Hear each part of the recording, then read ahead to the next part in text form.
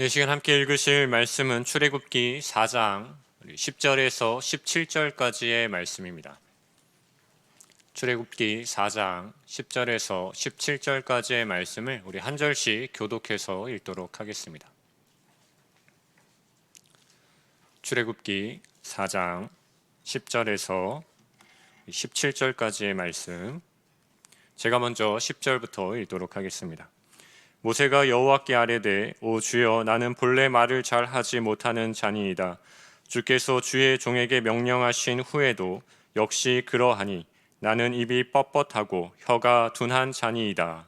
여호와께서 이르시되 누가 사람의 입을 지었느냐? 누가 말 못하는 자나 못 듣는 자나 눈 밝은 자나 맹인이 되게 하였느냐? 나 여호와가 아니냐? 이제 가라. 내가 내 입과 함께 있어서 할 말을 가르치리라. 모세가 이르되 오 주여, 보낼 만한 자를 보내소서. 여호와께서 모세를 향하여 노하여 이르시되 레위 사람 내 형 아론이 있지 아니하냐? 그가 말 잘하는 것을 내가 아노라. 그가 너를 만나러 나오나니 그가 너를 볼 때에 그의 마음에 기쁨이 있을 것이라. 너는 그에게 말하고 그의 입에 할 말을 주라. 내가 내 입과 그의 입에 함께 있어서 그의 할 일을 가르치리라. 그가 너를 대신하여 백성에게 말할 것이니 그는 내 입을 대신할 것이요 너는 그에게 하나님같이 되리라. 너는 이 지팡이를 손에 잡고 이것으로 이적을 행할지니라. 아멘. 감사합니다. 우리 귀한 찬양 하나님께서 기쁘게 받으셨을 줄 믿습니다. 이 시간에는 이 지팡이를 손에 잡고라는 제목으로 함께 말씀 나누도록 하겠습니다. 저는 중학교를 졸업하고 난 이후에 제대로 그림을 한 번도 그려본 적이 없습니다. 왜냐하면 담임 목사님도 그러셨듯이 저도 미술을 참 못하기 때문입니다. 미술에 대한 또 그림에 대한 자신감이 저는 전혀 1도 없는 사람이기 때문이죠. 그래서 저는 그림을 잘 그리지 않습니다. 제가 중학교 때 방학과제로 그림을 그려야 하는 과제가 있었습니다. 그런데 이 과제는 그냥 방학과제가 아니라 수행평가 과제였거든요. 그래서 이 미술이라는 과목에 100점이라는 점수가 있으면 이 수행평가 그림이 이제 70점에 해당되어지는 그러한 큰 점수가 배당되어져 있는 과제였습니다. 그런데 저는 어차피 미술을 포기했기 때문에 선생님한테 혼나지 않기 위한 과제를 하기 위해서 무엇을 그릴까 고민하다가 그냥 눈앞에 보이는 화분에 심겨져 있는 화초를 하나 그려서 내야겠다라고 생각을 하고 이 미술용 연필로 그것을 그리기 시작했습니다. 그리고 그림을 다 그리고 나서 그 그림을 보니까 이것은 제가 봐도 빵점짜리 그림인 거예요. 그래서 하나님이 은혜를 주시면 한 20점에서 30점 정도 받을 수 있는 그런 그림을 그려내었습니다. 근데 제가 그 당시에 이제 공동주택에 살고 있었는데 바로 옆방에 저희 이제 교회를 같이 다니던 이제 집사님이 한 분 살고 계셨습니다. 근데 그분께서 저희 집에 잠시 오실 일이 있으셔서 오셨다가 제가 그린 그림을 보신 거예요. 그러더니 저에게 너무 잘 그렸다라고 이렇게 얘기를 하시는 거예요. 근데 이분이 그 홍대에서 미술을 전공하신 분이셨거든요. 예, 근데 이 그림을 보더니 너무 잘 그렸다 이렇게 얘기를 해주시는 거죠. 그래서 제가 볼 때는 너무 못 그렸는데 이분이 볼 때는 잘 그렸다라고 이렇게 말씀을 하시니까 저는 좀 이상했어요. 그래서 제가 이거 학교 수행평가 과제로 그린 거다라고 이렇게 말씀을 드렸더니 웃으시면서 저보고 힘을 빼고 한번 연필을 잡아보라고 이렇게 얘기를 하시는 거예요. 그래서 힘을 빼고 연필을 잡았는데 그때 이제 이 집사님께서 제 손 위로 같이 연필을 잡아주시면서 천천히 손을 같이 움직여 주시기 시작했습니다. 근데 조금씩 시간이 지나고 나니까 제 그림에 놀라운 일이 일어나기 시작했습니다. 화분에 명암이 생기기 시작했고 화초가 조금씩 입체적으로 변하기 시작했습니다. 유치원생이 그린 그 그림의 수준에서 이제는 중학생 수준에 맞는, 오히려 그보다 더 나은, 봐줄 만한, 제가 볼 때는 너무나도 멋진 그림으로 그 그림이 변하기 시작했습니다. 그리고 수행평가에서 그 그림이 여러분 몇 점을 맞았을까요? 67점을 받게 되었습니다. 잘 받아야 20점에서 30점 정도 이렇게 점수를 받을 수밖에 없었던 그 그림이 무려 67점이라는 그림으로 변하게 된 것이죠. 이 미술을 전공하신 그 집사님의 손이 저의 손을 같이 잡아주셨기에 가능한 일이었습니다. 그 기억은 제 삶이 힘들고 또 내 자신이 때로는 초라해 보이는 것처럼 그렇게 느껴질 때에 하나님을 주목하게 만드는 매우 특별한 기억이 되었습니다. 내 삶이 빵점짜리 인생인 것처럼 보일 때가 얼마나 많이 있습니까? 다른 사람들과 비교하고 싶지 않지만 나의 처지와 상황들을 보면 다른 사람들과 비교하기 싫지만 어쩔 수 없이 비교가 될 때가 있죠. 그럴 때 내 자신이 또 우리의 삶이 참 초라하게 느껴질 때가 분명히 있을 것입니다. 저도 성도님들에 비해서 많은 삶을 살아온 것은 아니지만 그럴 때가 정말 많이 있었습니다. 그런데 그때마다 하나님은 내 삶을 붙잡아 주셨고 또 너의 인생은 빵점짜리가 아니라고 그렇게 말씀해 주시는 것 같았습니다. 왜냐하면 비록 빵점짜리 인생인 것처럼 보일지라도 하나님의 손이 나의 삶을 덮을 때에 그 인생은 빵점이 아닌 이제는 100점을 향해 변화되어져 가는 인생이 될 수 있기 때문이었던 것이죠. 하나님께서는 오늘 본문을 통해서 여러분에게도 이와 같은 말씀을 동일하게 하고 계신 것이죠. 지금 비록 내 삶의 기대가 무너지고 내 삶에 연약함이 느껴지고 내 삶이 초라해 보일지라도 우리 모두에게 하나님은 내가 너를 100점짜리 인생으로 변화시켜 갈 것이라고, 내가 너의 손을 잡을 것이며 너의 진정한 능력이 되어서 너의 삶을 가장 멋진 인생으로 만들어 갈 것이라고 오늘 본문을 통해서 하나님은 우리에게 말씀하고 계신다라는 것입니다. 오늘 본문은 여러분 너무나도 잘 알고 계시는 내용의 본문입니다. 하나님께서 노예 생활에 있는 이 이스라엘 백성들을 출애굽시키기 위해서 하나님이 모세를 부르셨습니다. 그리고 모세에게 이렇게 말씀하셨죠. 내가 너를 바로에게 보내어 내 백성 이스라엘을 애굽에서 인도하여 내게 하리라, 이렇게 말씀하십니다. 하나님의 부름 앞에서, 이 하나님의 부르심 앞에서 모세가 어떻게 반응합니까? 3장 11절을 보면 우리 3장 11절 같이 한번 읽도록 하겠습니다. 화면이 안 나오면 우리 성경책을 보시면서 우리 3장 11절 말씀 우리 같이 한번 읽겠습니다. 모세가 하나님께 아뢰되 내가 누구이기에 바로에게 가며 이스라엘 자손을 애굽에서 인도하여 내리이까. 그러니까 모세는 하나님께 나는 그럴 만한 자격이 없다고 하나님의 부르심을 단번에 거절합니다. 이에 하나님은 내가 너와 함께 하리라 라고 이렇게까지도 말씀하셨지만 모세는 다시 한번 내가 무엇이기에 그렇게 말할 수 있겠습니까? 라고 말하면서 저는 그럴 만한 사람이 못 됩니다 라며 또다시 하나님의 부르심을 재차 거절하게 되죠. 하나님이 함께 하겠다는데도 거절하는 그 모세의 마음이 여러분 어떤 마음이겠습니까? 창세기 50장 그 마지막에 요셉이 죽고 난 이후에 약 400년이라는 긴 시간 동안 이스라엘은 애굽에서 노예 생활을 해야 했습니다. 그 긴 시간 동안 하나님은 나타나지 않으시다가 갑자기 모세에게 나타나셔서 민족을 구원할 리더로 내가 너를 세우겠다라고 이렇게 말씀하시는데 모세의 입장에서 얼마나 당황스럽겠습니까? 모세가 이렇게 하나님의 부르심을 거절하는 것은 어쩌면 당연하다라고 이렇게 생각될 수도 있는 것이죠. 그래서 하나님은 모세에게 이 거절한 모세에게 특별히 화를 내거나 뭐라 하지 않으시고 오히려 하나님의 능력으로 모세를 설득해 가기 시작하십니다. 첫 번째 설득이 무엇이었습니까? 모세의 손에 든 지팡이를 땅에 던지게 하시고 그 지팡이를 무엇으로 만드셨죠? 뱀으로 만드셨습니다. 그리고 모세가 그 뱀의 꼬리를 잡으니까 다시 지팡이가 되게 하는 놀라운 이적을 보여주셨어요. 그리고 하나님은 여기에서 멈추지 않으시고 박차를 가하시죠. 두 번째 이적을 보여주십니다. 모세의 손을 품에 넣었다가 다시 꺼내면 손에 나병이 생기게 하셨고 다시 그 손을 품에 넣었다가 꺼내니까 그 나병이 사라지게 하는 그러한 놀라운 두 번째 이적도 보여주셨습니다. 그리고 이 능력을 모세가 행할 수 있도록 너에게 능력을 주겠다라고 하나님께서 말씀하셨어요. 근데 여기에서 멈추지 않으시고 하나님은 참 꼼꼼하십니다. 세 번째까지 보여주시는데요. 혹시 이러한 이적을 보고도 그 백성들이 믿지 않는다면 나일강에 물을 떠서 바닥에 뿌리면 그것이 피가 되게 할 것이다 라는 이 세 번째 이적까지도 모세에게 미리 가르쳐 주셨죠. 여러분, 이 정도면 완벽하지 않습니까? 긴 시간 하나님의 부재 속에서, 그리고 갑작스러운 하나님의 부름 앞에서 이 정도의 놀라운 이적을 경험했다면 모세는 하나님은 정말 살아계시군요, 하나님의 능력이 정말 대단하십니다, 하나님의 부르심 앞에 제가 순종하여 가겠습니다 라고 이렇게 말할 만하지 않습니까?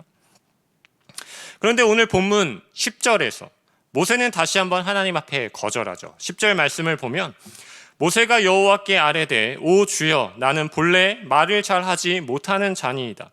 주께서 주의 종에게 명령하신 후에도 그러하니 나는 입이 뻣뻣하고 혀가 둔한 자니이다 라고 이렇게 말합니다. 하나님, 저는 부족하고 하나님, 저는 능력이 없습니다.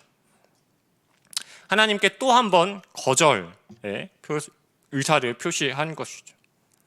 주께서 주의 종에게 명령하신 후에도 역시 그러하니이다라고 이렇게 말하죠. 그러니까 무엇입니까? 그 명령하신 후가 언제입니까? 하나님의 이적을 경험한 이후인 것입니다. 제가 하나님의 능력을 경험했지만, 하나님의 이 놀라운 이적을 경험했지만, 그럼에도 하나님 역시 저는 안 되겠습니다, 이렇게 하나님께 거절하며 말하고 있다는 것입니다. 모세는 지금 겸손해하면서 거절하고 있는 것이 아닙니다. 하나님, 저는 부족해요, 이렇게 겸손한 마음으로 거절하는 것이 아니라 정말로 이 일을 감당할 만한 자신이 없는 것입니다. 자기 자신에게는 그러할 만한 힘도 능력도 없다라고 그렇게 스스로 판단하고 생각했던 것이죠. 하나님의 놀라운 이 두 가지 이적을 보았음에도, 또 이 놀라운 이적을 모세 네가 행할 수 있도록 하겠다라고 하나님께서 말씀하셨음에도 불구하고 모세는 여전히 자신이 없었어요. 여러분, 무엇이 모세를 이렇게 만들었습니까? 모세가 14절에서 이렇게 얘기했었죠. 본래 말을 잘 하지 못하는 자니이다. 그리고 나는 입이 뻣뻣하고 혀가 둔한 자니이다 라고 이렇게 두 가지 이유를 이야기합니다. 그러니까 하나님, 제가 거절하고 싶어서 거절하는 것이 아니고 진짜 저에게는 하나님께서 부르시는 그 부름을 감당할 능력이 없습니다. 저는 본래 말을 잘 하지 못합니다. 저는 입이 뻣뻣하고 혀가 둔합니다. 그런 제가 어떻게 이스라엘을 설득시킬 수 있겠습니까? 그런 제가 어떻게 바로 앞에 설 수 있겠습니까? 모세는 지금 무엇을 주목하고 있는 것입니까? 자기 자신의 약함에 주목하고 있는 것이죠. 자기 자신이 마치 아무 쓸모없는 존재인 것처럼 생각하면서 자기 자신의 약함에만 집중하여 생각하고 있는 것입니다. 그런 모세에게 하나님은 모세가 이제 눈을 들어서 자기 자신의 연약함이 아니라 하나님을 볼 수 있도록 이렇게 말씀하십니다. 11절 말씀을 보면 우리 11절 같이 한번 읽어볼까요? 11절 말씀입니다. 시작. 여호와께서 그에게 이르시되 누가 사람의 입을 지었느냐? 누가 말 못하는 자나 못 듣는 자나 눈 밝은 자나 맹인이 되게 하시오? 나 여호와가 아니냐? 누가 사람의 입을 지었느냐? 모세야, 봐라, 누가 사람을 지었느냐? 누가 말 못하는 자나 못 듣는 자나 눈 밝은 자나 맹인이 되게 하였느냐? 누가 하였느냐? 바로 나다, 나. 너를 부르고 있는 내가 그 일을 행하였다라고 이렇게 말씀하고 있는 것이죠. 내가 너와 함께 하겠다. 그러니 너의 연약함을 보지 말고 그 능력의 근원이 되는 나를 보고 이제 가라라고 이렇게 하나님이 말씀하시는 것입니다. 너의 능력이 되는 네가 할 말을 친히 가르쳐 줄 테니까 이제 가라라고 이렇게 말씀하시고 있는 것이죠. 여러분, 하나님이 모세를 세워가는 이 과정이 여러분 우리의 마음을 뜨겁게 하지 않습니까? 하나님은 계속 거절하는 이 모세를 결코 포기하지 않으셨습니다. 그리고 모세를 지도자로 세우기 위해 하나님은 정말 진심을 담아서 모세에게 계속 말씀하고 계시는 거예요. 모든 사람의 주권을 가지고 있는 자가 바로 나다. 모든 능력과 권세를 가지고 있는 나다. 내가 너의 그 부족함과 약함을 채워주겠다. 말을 더듬거나 대화 기술이 없는 것이 도대체 너에게 왜 문제가 된다고 생각하는 것이냐? 너의 둔함을 나의 능력으로 바꾸면 되는 것이다. 너의 어리석음을 나의 지혜로 바꾸면 되는 것이다. 하나님은 이렇게 진심을 담아서 모세에게 말씀하고 계신 것입니다. 여러분, 그러니까 모세가 말을 하면 그 말이 곧 누구의 말이 되는 것입니까? 하나님의 말이 되는 것이죠. 따라서 모세는 하나님, 내가 부족합니다. 나는 연약합니다. 나는 능력이 없습니다. 이런 말을 할 수 없는 것입니다. 모세를 향한, 모세를 세우기 위한 하나님의 갈망이 얼마나 깊은지 모르겠습니다. 모세가 자신은 연약해서 아무것도 할 수 없는 존재라고, 빵점짜리 그림이라고 그렇게 생각하고 있었지만 그 모세를 향한 하나님의 마음은 너무나도 간절했다라는 것입니다. 아니다. 너는 빵점짜리가 아니다. 내가 너와 함께하며 너에게 능력을 주어서 너를 100점짜리 그림으로 변화시켜서 내가 반드시 너를 사용할 것이다. 이렇게 말씀하고 계신다라는 것이죠. 이것이 하나님의 계획이었던 것입니다. 하나님은 지금 이 시간 이러한 간절한 마음, 모세에게 말씀하셨던 이 음성을 이 오늘 말씀을 통해서 우리에게도 동일하게 말씀하고 계신 것입니다. 저도 설교 준비를 하면서 다시 한번 하나님의 이 말씀 앞에서 저의 연약함을 많이 돌아보게 되었습니다. 그럼에도 나를 세워가시고자 하시는 하나님, 이 빵점짜리 목회자인 것 같은 나를 하나님께서 그럼에도 불구하고 부르셔서 목회자로 사용하고자 하시는 그 하나님께 얼마나 감사한 마음이 들었는지, 또 그 하나님으로 인하여서 얼마나 든든했는지 정말 다시 한번 깊이 묵상하는 시간이 되었습니다. 여러분도 혹시 그러지 않으십니까? 여러분의 자신의 삶이, 또 여러분들 스스로가 빵점짜리라고 그렇게 생각하시는 분이 계시지 않으십니까? 아니면 여러분들의 삶이 초라하고 능력이 전혀 없는 것처럼 느끼고 계시는 분이 계시지는 않으십니까? 내가 구역장으로 또는 교사로, 직분자로 또는 가정의 부모로 그렇게 서 있지만 모세와 같이 말을 잘 하지 못하고 입이 뻣뻣하고 혀가 둔하다고 나의 약함을 집중하여 바라보고 계신 성도님들이 계시지는 않으십니까? 아니면 내가 너무나도 사랑하는 사람들에게 복음을 전해야 하지만 복음을 전할 만한 능력이 나에게는 없다라고 좌절하고 계시는 성도님들이 계시지는 않으십니까? 하나님은 오늘 그런 우리에게 말씀하고 계신 것입니다. 내가 너의 부족함과 약함을 채워주겠다. 네가 하는 말이 나의 말이 되게 하겠다라고 말씀하고 계십니다. 성도 여러분, 이렇게 말씀하시는 하나님이 여러분들을 사용하시기 위한, 여러분들을 쓰시기 위한 갈망으로 여러분들을 부르고 계십니다. 따라서 우리는 하나님을 기대해야 하는 것이죠. 하나님의 손이 여러분들의 손을 잡고 여러분들의 삶을 변화시켜 가실 그 하나님의 능력을 우리가 함께 기대해야 하는 것입니다. 구역장으로 교사로 말씀을 가르칠 때 여러분들의 입술을 통해 나의 말이 아닌 하나님의 말씀이 선포되게 될 것입니다. 여러분, 자녀들을 복음으로 양육할 때 여러분들의 가르침이 곧 하나님의 지혜의 가르침이 되게 하실 것입니다. 여러분들이 복음을 전하는 그 한마디의 말이 하나님의 능력의 복음의 말이 되게 하실 것입니다. 여러분들을 향한 하나님의 갈망 속에서 하나님의 놀라운 일을 아름답게 이루어 갈 수 있는 우리 모든 성도님들이 될 수 있기를 주님의 이름으로 간절히 소망합니다. 이렇게 설교가 마무리되면 참 좋겠지만 여러분, 본문은 이렇게 끝나지 않죠. 왜입니까? 그럼에도 불구하고 모세가 이렇게 얘기하기 때문이죠. 13절을 우리 같이 한번 읽어볼까요? 13절입니다. 시작. 네.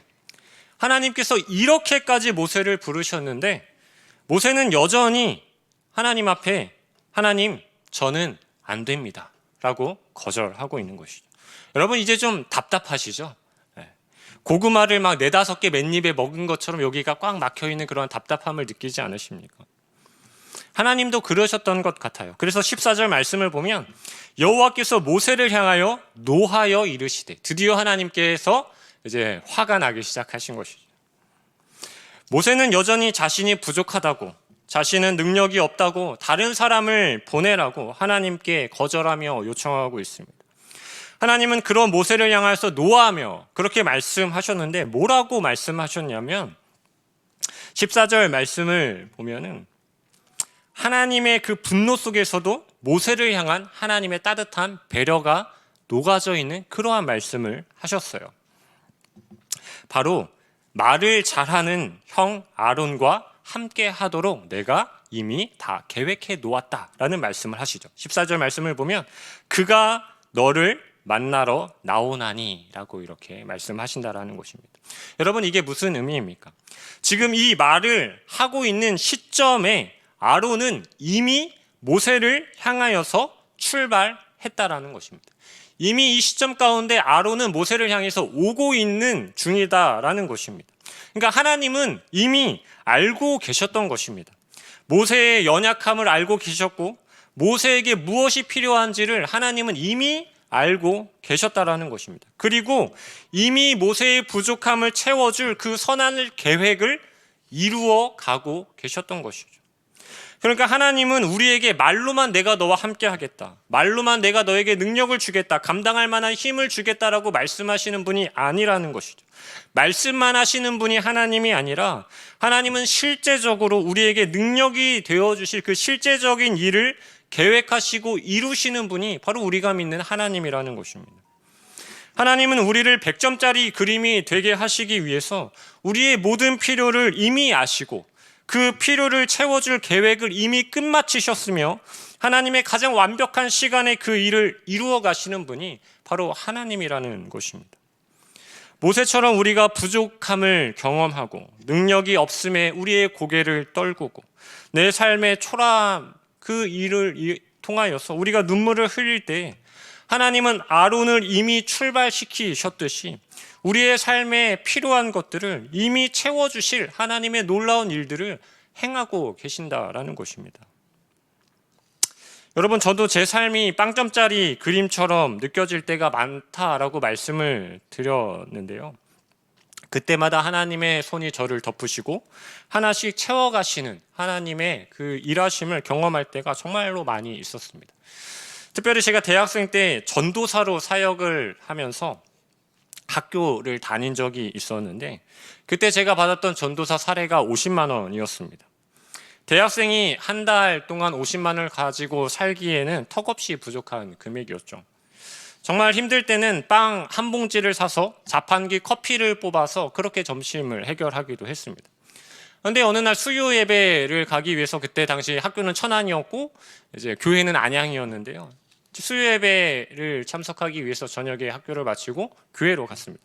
근데 교역자실 분위기가 좀 이상한 거예요. 어떤 익명의 성도님께서 담임 목사님에게 편지 한 통을 보냈습니다. 그 편지의 내용은 간단하게 이것이었습니다. 교회 전도사들이 많이 있는데 이 전도사들이 주일날 하는 일도 없는데 왜 이렇게 사례를 많이 받냐라는 그러한 내용의 편지였습니다. 이것이 담임 목사님께 직통으로 이렇게 편지가 갔던 것이죠. 그 내용들을 우리가 함께 나누면서 참 많은 고민과 이야기들을 나눴습니다. 처음에는 좀 화가 났어요. 내가 하는 일이 없다고? 얼마나 많은데 이런 생각을 하면서 좀 화가 났고 그 다음에 아니 사례 50만 원 이게 지금 많다고? 이런 생각을 하면서 처음에는 분노가 일어났죠. 그 다음에는 곧바로 회의감이 들었습니다. 아, 내가 이렇게까지 하면서 사역을 하는 것이 맞는 것인가? 지금이라도 다른 길을 선택해야 하는 것이 아닌가 하는 이런 목회자의 길을 깊이 고민하는 시간이 있었습니다. 그리고 그 다음날 목요일날 학교에 갔어요. 그리고 마침 공간 시간이 있어서 학교 그 건물 지하에 기도실이 있었는데요. 기도실에 가서 하나님께 기도했습니다. 뭐 별 내용의 기도를 한 것 같지는 않았고요. 그냥 회의감과 지침과 힘듦에 대한 그냥 마음을 하나님께 토로했던 것 같습니다. 근데 보통 그렇게 하나님께 기도하면 하나님이 뭔가 그 기도하는 마음 가운데 위로의 음성이나 또 격려의 그런 마음을 주실 만도 한데 뭐 그러한 마음을 주시지는 않았던 것 같습니다. 그리고 이제 기도를 마치고 이제 수업을 끝나고 오후가 되어졌는데요. 그날 오후에 제가 수강을 하고 있던 한 교수님이 계셨는데 그 교수님과 저는 개인적으로 대화를 나눈 적이 한 번도 없었던 교수님이셨습니다. 근데 그 교수님께 전화가 왔어요. 전화를 받았더니 그 교수님이셨어요. 교수님께서 갑자기 자신의 교수실로 올 수 있겠냐라고 물어보시는 거예요. 그래서 알겠다고 해서 그 교수님 방으로 찾아갔습니다. 그 교수님이 이제 종교개혁 과목을 가르치시는 교수님이셨는데요. 근데 교수님께서 이렇게 말씀하시는 거예요. 이번 학기부터 이 멘토링 제도가 학교에 새롭게 생기게 되었다라는 것이에요. 그래서 신입생들의 멘토가 되어줄 재학생을 지금 선발하고 있다라고 이렇게 얘기를 하고 계신 거예요. 그래서 교수님께서 정확하게 이렇게 말씀하셨어요.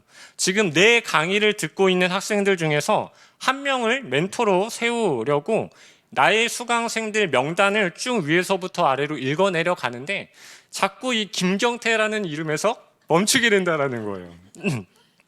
네. 그래서 몇 번을 위에서부터 읽어 내려가는데 자꾸 이 김경태라는 이름에서 자꾸 이 시선이 멈추게 된다라고 이렇게 말씀을 하시는 거예요.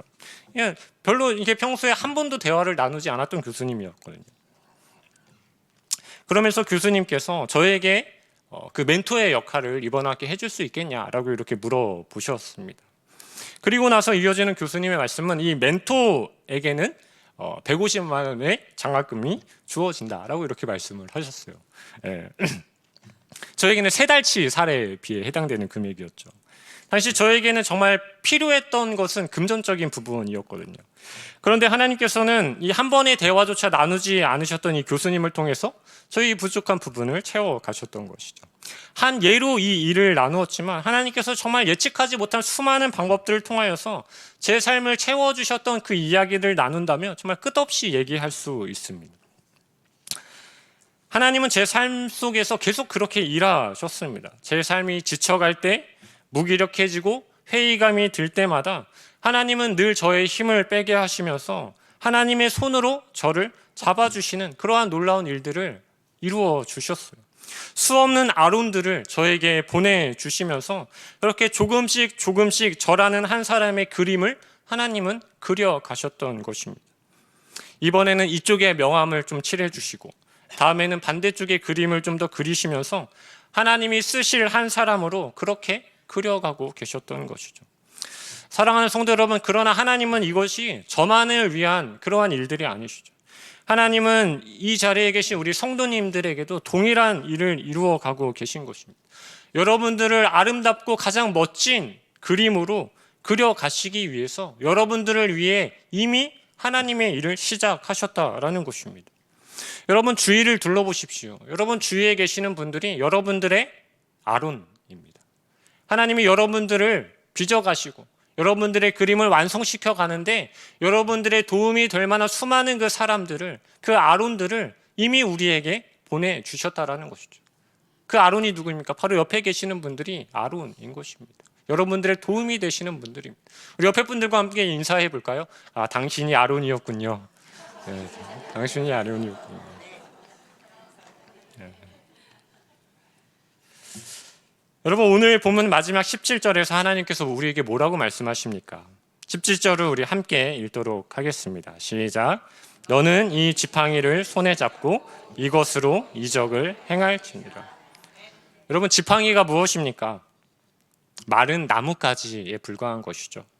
아무런 힘도 아무런 능력도 없는 바짝 마른 나무 지팡이입니다. 이런 지팡이로 여러분 이적을 행할 수 있습니까? 행할 수 있습니다. 왜죠? 모세가 이 지팡이를 잡을 때에 능력의 하나님이 그 지팡이를 함께 잡으시기 때문인 것입니다. 하나님께서 잡으시는 지팡이는 그저 마른 나무 지팡이가 아닙니다. 이제는 마른 나무 지팡이에서 능력의 지팡이가 되는 것입니다. 저는 이 마른 나무 지팡이가 가끔은 우리의 모습처럼 보일 때도 있어요. 참 힘도 없고 능력도 없는 내 모습이 이 마른 나무 지팡이처럼 보일 때가 있는 것이죠. 과연 나라는 이 지팡이로 어떠한 일을 할 수 있을까? 그러나 여러분 하나님은 그러나 그 지팡이로 무엇을 행하라고 말씀하고 계십니까? 이적을 행하라고 말씀하고 계십니다. 여러분 나라는 이 마른 지팡이를 통하여서 우리가 어떠한 이적을 행할 수 있겠습니까? 우리의 삶으로 이적을 행하라고 말씀하고 계신 것입니다. 그런데 우리의 삶으로 우리가 어떠한 이적을 행할 수 있겠습니까? 여러분들의 삶으로 여러분이라는 이 지팡이로 여러분 이적을 행하실 수 있습니까? 행할 수 있습니다. 왜냐하면 여러분이라는 지팡이를 누가 잡고 있기 때문입니까? 하나님께서 잡아주실 것이기 때문이죠. 여러분 설교를 마치겠습니다. 제가 설교를 다 마무리하지 못하고 고민하고 있을 때 옆에 앉아 계신 전도사님께서 이렇게 말씀하셨어요. 내려놔. 하나님이 하실 거야. 이렇게 본인이 설교 준비하는 거 아니라고 이렇게 쉽게 얘기하시더라고요. 근데 정말 그 말이 맞는 것 같아요. 마른 나무 지팡이에 불과한 우리의 연약함을 내려놨을 때 하나님이 하실 것입니다. 여러분들을 통해서 하나님께서 놀라운 이적을 행하실 것입니다. 여러분, 그렇다면 하나님의 행하실 일들을 기대하면서 우리가 무엇을 준비해야 하겠습니까? 바로 순종입니다. 오늘 모세의 모습을 보면서 여러분 참 답답하지 않으셨습니까? 이렇게까지 하나님께서 모세를 설득하시고 이적을 보여주시고 아론의 동역자를 보내주셨는데 그럼에도 계속 거절하는 모세의 모습을 보면서 우리의 마음은 참 답답하죠. 근데 우리를 보시는 하나님의 마음도 답답하실 것이에요. 내가 모든 것을 다 준비해 놓고 너를 불렀는데, 내가 감당할 만한 능력을 다 예비해 놓고 너를 불렀는데, 내가 너의 도움을 다 예비해 놓고 계획해 놓고 너를 불렀는데 여전히 순종하지 못하는 우리를 보시면서 하나님의 마음이 얼마나 답답하시겠습니까? 여러분도 모세처럼 하나님을 답답하게 만드는 성도님이 되지 않으셔야 되지 않겠습니까? 능력의 하나님을 바라보고 지팡이를 잡으라는 하나님의 부르심 앞에 우리는 담대하게 지팡이를 잡는 우리 순종의 성도님들이 될 수 있기를 간절히 소망합니다. 여러분, 우리가 순종해야 할 부분이 어디입니까? 특별히 우리가 2024년 성경 통독을 함께 하고 있죠. 여러분, 우리가 함께 온 교회가 함께 성경 통독을 통하여서 하나님의 은혜를 경험하자 하고 나아가고 있는데, 내가 성경을 읽기에는 내 삶이 너무나도 분주합니다. 성경을 읽기에는 너무 어렵습니다. 라며 이 부름 앞에 불순종하고 있는 성도님들이 계시지는 않으십니까? 여러분, 순종하며 이 성경 통독에 아직 참여하지 못하신 분들이 계시다면 참여하십시오. 우리가 그것을 통독할 수 있는 힘을 하나님께서 주실 것입니다. 여러분, 구역장으로 교사로 요청받으셨지만 지혜가 없다고, 능력이 없다고 거절하신 분들이 계십니까? 순종하십시오.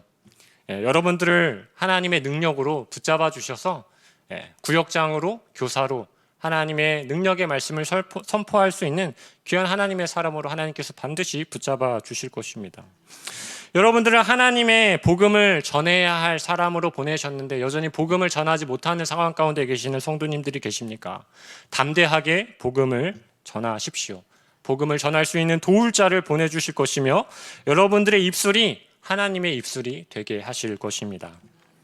여러분, 우리가 이 사실을, 오늘의 이 말씀을 우리가 함께 기억하고 2024년 담대한 순종을 통하여서 마른 지팡이가 능력의 지팡이가 되는, 또 빵점짜리 우리의 인생인 것 같지만 100점짜리 하나님의 작품으로 변화되어져 가는 이 놀라운 일을 이루어내는 우리 모든 성도님들의 한 해가 될 수 있기를 주님의 이름으로 간절히 소망합니다. 아멘. 같이 기도하도록 하겠습니다.